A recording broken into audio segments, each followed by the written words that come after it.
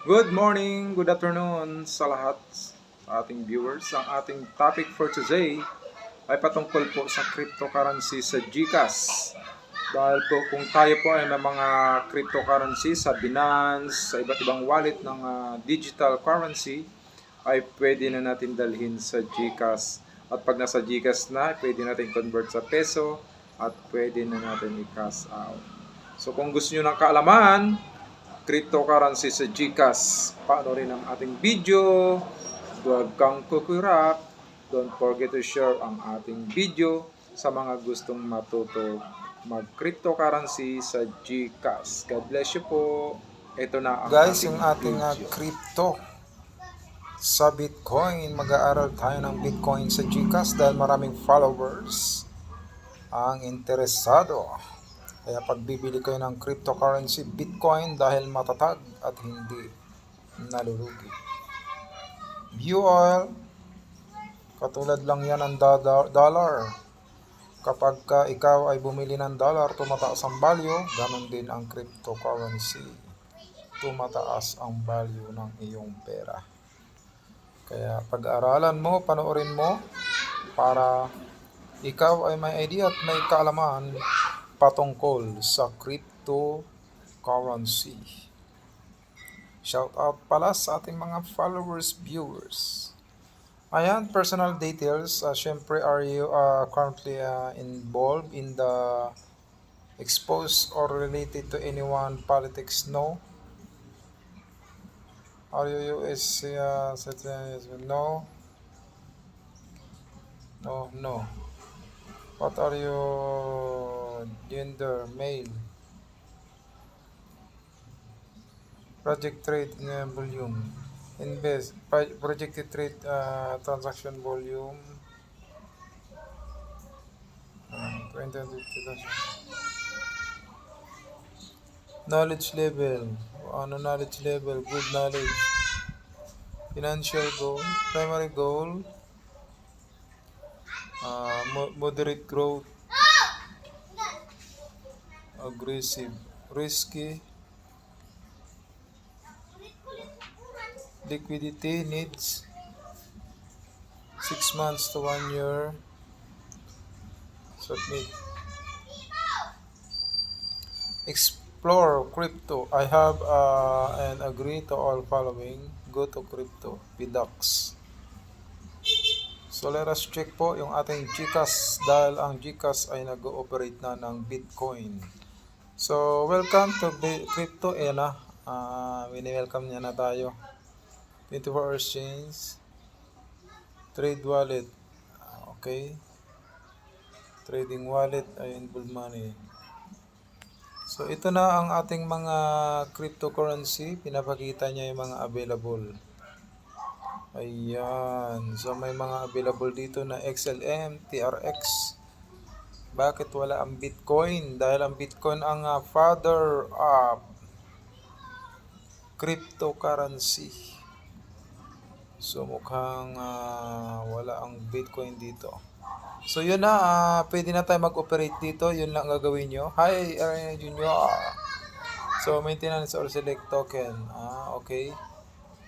So ganun po ang ating ito ay withdraw, ito yung top up. Magbabay ka dyan. So let us check top up. So zero balance ang ating portfolio, hindi tayo pwede makabili. Enter amount, so wala naman tayong pera, so hindi tayo makakabili. Ayan. Try natin 100. Convenience free. Continue. Kunwari may laman ang pera natin pero wala naman. Wala nga. So kailangan natin magkaroon ng amount muna na pera para makabay tayo ng cryptocurrency. Okay? Ayan, ganyan po pag para kung gusto niyo i-operate na ang inyong cryptocurrency sa GCash, ganun lang, i-follow niyo lang ang ano. Dito pala view all, check natin yung Bitcoin.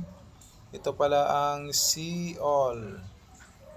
Ayan ang Bitcoin, 5.6 million. Yan po, makikita natin lahat ay pwede nating bilhin yan. Kaya I would suggest sa mga client natin, ito ang ating magiging content for today. na kailangan matuto tayong magkaroon ng idea, knowledge about Bitcoin sapagkat ang GCash po ay nag-ooperate na ng cryptocurrency. Ibig sabihin, lahat po ng trading wallet katulad ng Binance ay pwede nang i-transact ang ating mga Bitcoin, Ethereum. Pwede na natin kunin ang ating mga pera doon sa wallet na yon. Kung mayroon tayong pera sa Binance o iba-ibang wallet ng cryptocurrency, dadalhin natin sa ating GCash crypto wallet. Press natin, itry natin ang ating Bitcoin. I-check natin. Ayan ang Bitcoin. Ayan. So, walang laman, buy and sell. So, wala pa, send receive. So, ito receive, dyan mo makikita ang ating wallet. Pag magre-receive ka, kukunin mo tong wallet mo para magkaroon ka ng pera galing sa ibang wallet. So, ikakopy mo to. Ipipress mo yan. Ayan. Ipipress mo. Yan, nakopy na. Dadalhin mo doon. Halimbawa sa Binance, may kukunin kang Bitcoin. Pupunta tayo sa Binance. Ayan. So, galing sa Binance, isi-send mo yung Bitcoin dito. Halimbawa, may pera ka sa Bitcoin. So, hahanapin mo yung send. Hanapin natin ang send. Dahil gusto mo nang mag-send ng pera. Buy and sell. Take out. Okay, take out, withdraw, sell. Oh. Withdraw. Ha? Ayan. Magwi-withdraw ka na. Kukunin mo na yung Bitcoin mo. Ayan.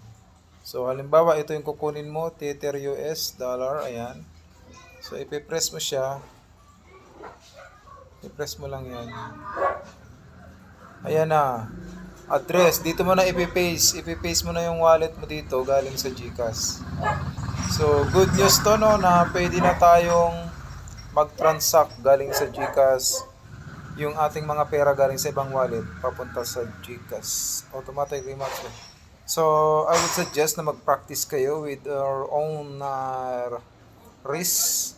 Dahil pag na-master mo ito, pwede kang mag-tutorial sa mga hindi marunong at gusto rin nilang matuto na magkaroon ng knowledge about cryptocurrency, how to buy Bitcoin.